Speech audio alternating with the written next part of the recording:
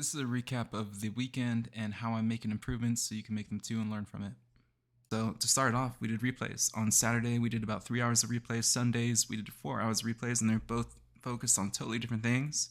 Saturday, we kind of addressed my issues of, we found out that all my red days start an hour and 30 after open. We looked at all my 3 weeks of streams, and basically everyone is green until 1 hour and 30. That's where they start to go downside. So what we did is we started random days back to back and replayed them from that exact hour 30 after open. And from there, we started building strategies on how to fix it and what we can do to make those days better. And right away, we found we still have edge. What happens is we just need to trade a little bit different at that time because volume does change, price changes, and my approach to change if I plan on trading that time.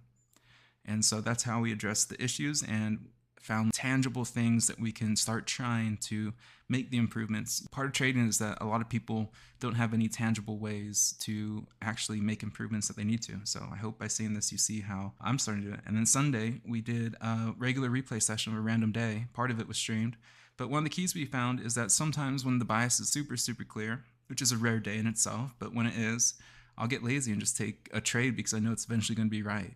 And I'll take it lighter, that's fine. But the trade itself isn't fine. There's no reason to take them where I'm taking them just because I'm being lazy. And so we also found another problem, and it's when I'm doing some of my ads into a loser, which in my case is totally fine. It's planned, but I'll add to loser without confirmation. And if I just wait for confirmation, it makes the trade so much better, right? And so these two things will lead to higher expected value, also known as higher EV, which is really just how much money you're expected to make per day, right? And so I'm increasing my daily EV by addressing these things.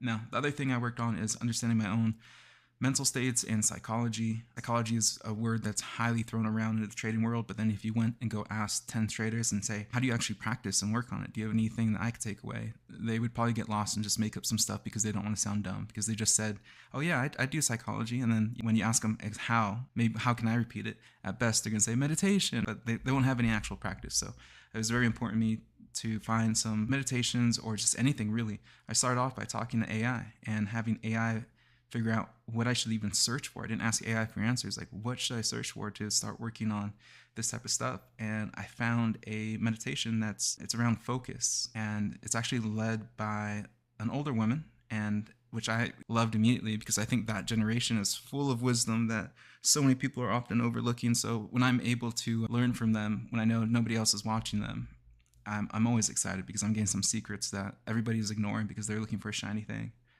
And so the meditation itself asks you to focus on the problem and look for solutions in a couple of different ways. Some were like scanning the body, some were complete silence while holding the problem in your head, and some were just silence in general, giving time to reflect, right?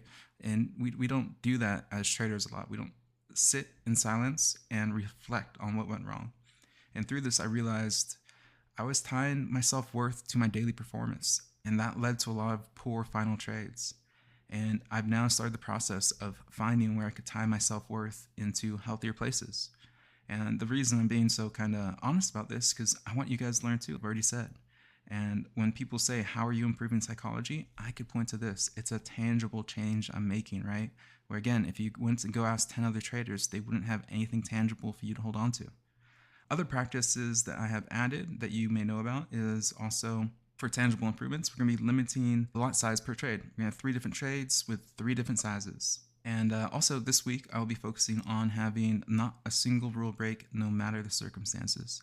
That's my goal for this week, not a single rule break. And that's been the journey this week, is just those are the improvements and how I'm making them and how I went about it. So I hope this type of video helps you. I'll be making them probably once a week, as long as there's improvements to be made. Not every weekend or week you can make huge improvements, but you can be putting in the work regardless, whether it's replays or whatever.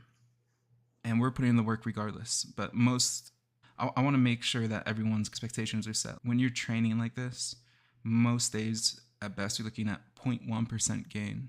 And it doesn't sound nice to hear, right? There's even that, I'm sure everyone's heard 1% gain daily, just in terms of improving, 1% improvements daily.